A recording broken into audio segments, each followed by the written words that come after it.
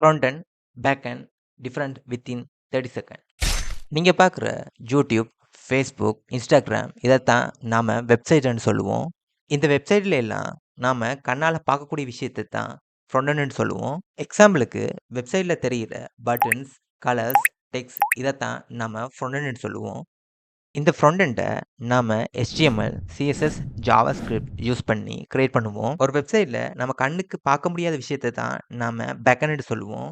எக்ஸாம்பிளுக்கு login details, business details, users data, business logic இதைத்தான் நாம் பேக்எண்ட் சொல்லுவோம். நாம் பேக்எண்டை Node.js, ஜாவா, பைத்தன் மாதிரியான லாங்குவேஜை யூஸ் பண்ணி கிரியேட் பண்ணுவோம். இதை நான் இன்னுமே சிம்பிளாக எக்ஸ்பிளைன் பண்ணுறேன்.